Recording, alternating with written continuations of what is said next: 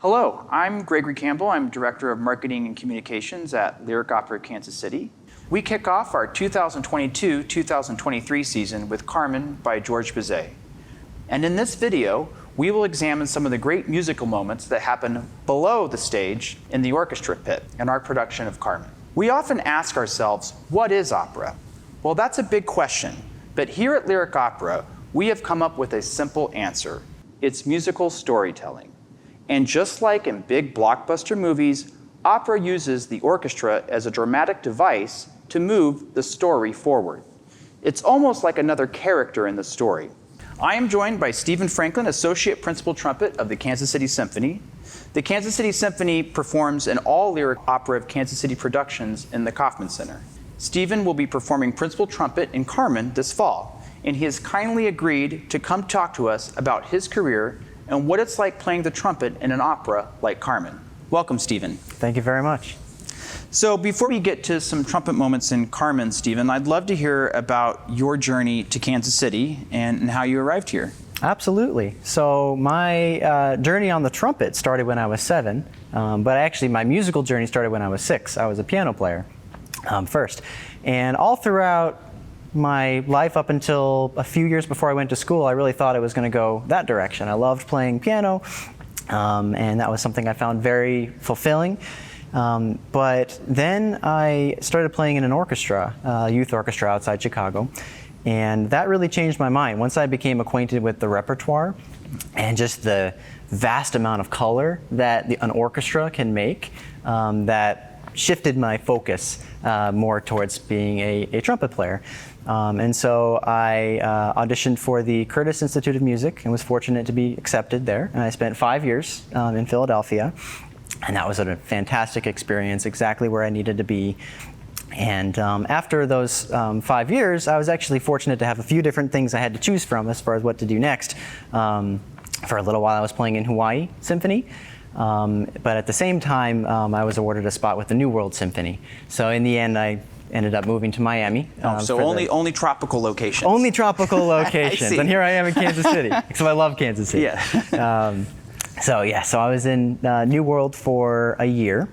And then after that, I was fortunate to win my position here at the Kansas City Symphony. Great. And so you've been in the orchestra since 2019. Wow. So right before the pandemic started. Right before the pandemic started, yes. It was an interesting way to start my professional life as a trumpet player. Yeah. One of the unique parts about your job here in Kansas City is beyond performing in Hillsburg Hall with the Kansas City Symphony, you also perform with the Lyric Opera of Kansas City in productions in the Muriel Kaufman Theater. Mm-hmm. So could you tell us just a little bit about what's sort of the differences? What's the process of kind of going from on the stage in front of all those people and then getting into the pit and supporting a story like Carmen? What's that kind of like? Yeah, I would say it's a huge shift, actually, even just in terms of location. Being on stage, either in the Kaufman Theater or in Hillsburg Hall, is very different from being in the pit playing an opera. And one of the things that I had to learn very quickly about playing in the pit is when you're in the pit, you don't get the full spectrum of what the music sounds like out in the hall. Mm-hmm. When you're in the pit, you hear a much drier sound. Mm-hmm. The sound doesn't have time to bloom like out in the hall. You don't hear it quite as well mixed as it will be. So I think there's a certain level of trust that you have to have when you're playing in the pit, that you know what it's going to sound like once all the sound mixes together and sounds beautiful out in the Kaufman Theater. Really have to trust the conductor too, who's getting all that information from the stage and getting information from the pit. Absolutely, absolutely. Yeah, that's one of the unique things I think about opera is there's a lot of stopping and starting and waiting and following the singer. And so your antenna has to be up. It should always be up playing in an ensemble, but especially playing opera, just 110%. You're paying attention to what the singers are doing, what the conductor is doing, what those around you are doing. You have to be very integrated with the rest of the group for it to work. Wow, that's awesome. And so had you played opera before you got your job in Kansas City, or was Kansas City the first time you started playing regularly in a pit? I had played some opera gigs here and there, being in Philadelphia and being in Miami, but as far as a regular schedule of playing opera, this was the first time. Although I will say I actually took an audition for the Finnish National Opera. Oh, wow, okay. And I was in the finals for it. And I was very close to getting that job. And I was pretty excited about it because as a trumpet player, when you're taking auditions, you're seeing a lot of the same excerpts come up, the same music all the time. You see pictures at an exhibition, you see certain standards. But the opera list was a whole new set of music, all new tunes. So I found that very exciting. So I was pretty excited about that. But I think my job here in the Kansas City Symphony is great because I get to have a steady diet of all three ways of making music in an orchestra. We have symphonic music, ballet music, and then opera, which I love to play. Wow, that's excellent. Do you have any favorite operas? I tend to love whatever I'm playing at the moment. Nice. So I would say at the moment, if I had to say my favorite opera, it would probably be Carmen, because I'm steeping myself in it, and it's just such great music. But I really enjoyed Tosca when we did that here not so long ago. I really enjoyed that production. And one of the unique things about that opera that also pertains to other operas is there's a lot of moments where the brass actually can really shine in the texture, but you have to know when it's your time to shine and when it's your time to be a good accompanist to the singer. Yeah, it's great. I'm sure all the singers would love to hear that. Especially coming from a trumpet player. So are there any operas you haven't played, but you would love an opportunity to play some of that music? I would love to do the ring cycle. I was hoping you would say You look like you saw that was coming. I was like, say ring cycle, say ring cycle. I love Wagner. It's just such glorious music. And if I had an opportunity to play the ring cycle, I think I'd be a happy man. Okay, great. Well, I'll have to run that by my boss. Yes, please do. Moving on to Carmen, there are a ton of fantastic musical moments in the orchestra writing for Carmen.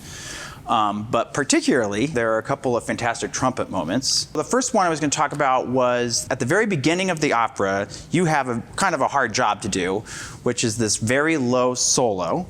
And one of the things that's very interesting is the opera starts with an energetic and upbeat melody, and the next thing that happens before any action on the stage is you playing a very low and ominous melody that on the trumpet, and it's doubled with the clarinet and the horn and the cello, and it completely changes the mood at the start of the opera. Can you tell us a little bit about that passage? Yeah, absolutely. So that's a very interesting spot in the score. The way that Bizet decided to orchestrate, he put a normally high instrument, the trumpet, in a very, very low range, very low tessitura. And he took the cello and had the cello play actually quite high in their range. And so here you have the trumpet playing very, very brutally low notes, and then you have the cellos in their upper register. I think this contributes to kind of a sense of struggle or strain even that foretells some of the tragedy that comes later on in the opera. Hopefully no tragedy while you're playing the solo. You don't want that to happen. And we call it a solo, but as you mentioned, it's actually it's the trumpet, actually both trumpets, bassoon, clarinet, and cello all together, making this sound. So it's a very unique group of instruments. I think it's a very dark melody, and it sets the stage for the whole rest of the story that's to come. Yeah, because this melody is also played at the very end of the opera too. So it exactly. Kind of bookends it. Yeah, that's awesome. Can you tell us a little bit about what makes it challenging to play? Absolutely. Yeah. So there's actually a note in this passage that is not technically a note that the trumpet's supposed to be able to play. You have to get a little fancy to get this note to come out. So there's three ways to do it. One would actually be to actually take your main tuning slide and just pull it all the way out so that your whole instrument is, instead of being pitched in B flat, is now pitched in A. Oh, wow.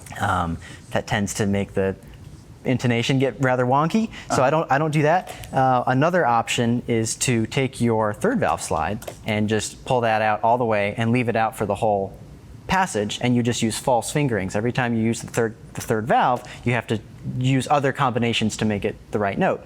Or when you get to that note, you can just throw out the third slide only for that note. I do a combination of the last two.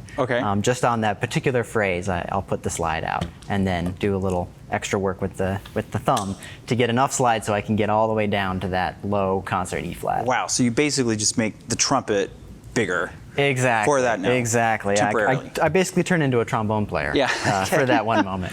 That's awesome. Any other special preparation or considerations you think about before you play this passage for the paying public? Yes, actually. For weeks beforehand, I will be tailoring my practice and my warm-up into a lower register just to make sure I'm really comfy down there. And another thing I'll do is get used to playing the previous number before playing the low solo. It would be nice in an ideal world if you could just kind of warm up, show up, and then just play the low solo. But in the context, you have to play the first overture as well, and then go into the low solo. So combining those two is an important way of practicing and being ready for the performance. So, and we were chatting earlier, and you actually played this excerpt from Carmen in your audition that you won to be in the Kansas City Symphony. I did, and not only once, but twice. Wow. This particular passage is well known in the trumpet community and is very often used for auditions. If you're having a second trumpet audition or a third trumpet audition, Carmen will always make its way onto the list so that you can demonstrate extreme low playing and creativity. Yeah. People probably don't realize that even though you might be taking a symphony orchestra audition, you will actually play some opera in that audition.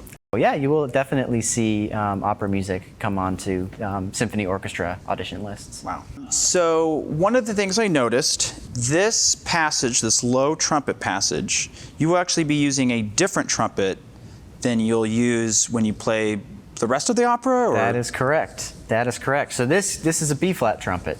Okay. So this is a bit lower than the instrument I'll be using for the rest of the opera. C trumpet is sort of our bread and butter as far as what we use in the orchestra and what we use in the pit. It has a little bit more of a shimmer and it cuts through the orchestra a little bit better.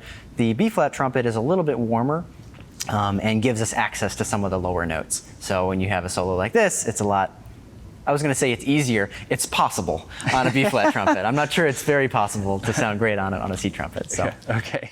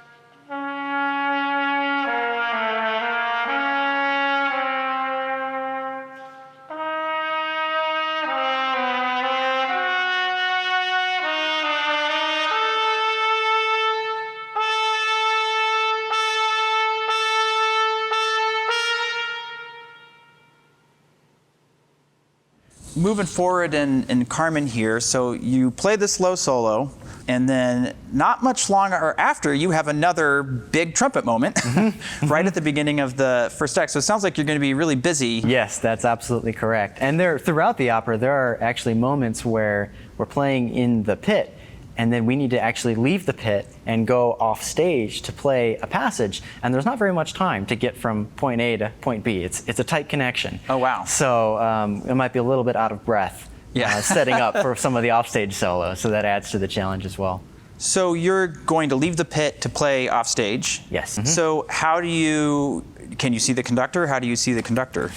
Well, there are a variety of ways of doing it. Sometimes there's a monitor screen. Sometimes there's a second conductor that will be able to see the conductor and will show you where to play.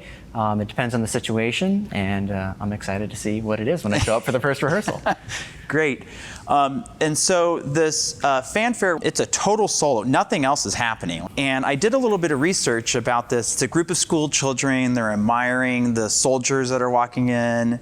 They're imitating the soldiers. They're actually imitating the sound of the trumpet. They sing right beside the relief guard, "Here we come, here we are, blow out loud trumpet, ta-ra-ta-ta, ta-ra-ta-ta," and they mimic the sounds. So can you tell us just a little bit about this passage and what it's like playing it? Absolutely, yeah. So this passage is interesting because it's actually played by 2 trumpets, even though only one plays at a time. So one trumpet's going to be off stage. You'll hear the first call, bum, ba-dum, ba, ba, ba, bum, ba, ba, ba, ba, bum, and then the idea is that you'll hear the same call but closer. Okay. And so then the call will come from the pit. And then you'll hear another trumpet play, bum, ba, ba, ba, ba, bum, ba, ba, ba, ba, bum. So the sensation is that you're far away, and then you're closer Right. with the second call as you get closer. Kind of like the soldiers are marching onto stage. I haven't seen the staging, but I'm assuming it's the soldiers are marching on a stage. Exactly. Exactly. Yeah, and I think ra-ta-ta, was that the it's a ta-ra-ta-ta, ta-ra-ta-ta. That's a good imitation of the trumpet. Yeah. You know, maybe rat-a-tat sometimes. Yeah. But yeah. Anything challenging about this passage, or is it pretty straightforward? It's a fanfare. In comparison with the low solo, I'd say it's a lot more in the normal realm of trumpet playing. Yeah. There's some multiple tonguing involved. Right. So as trumpet players, we'll use ta as one form of producing the sound, and other times we'll use ka as another way of producing the sound, so that we can go back and forth and create extra speed. And it's nice because it's just trumpet alone. It's a moment, one of those chances to shine.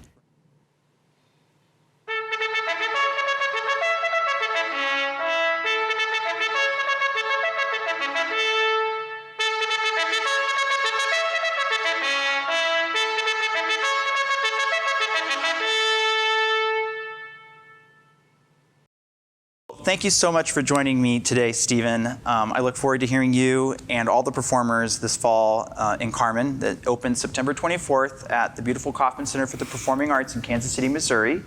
You can learn more at kcopera.org. We're also on Facebook, Instagram, Twitter, YouTube, and now TikTok. Thank you very much.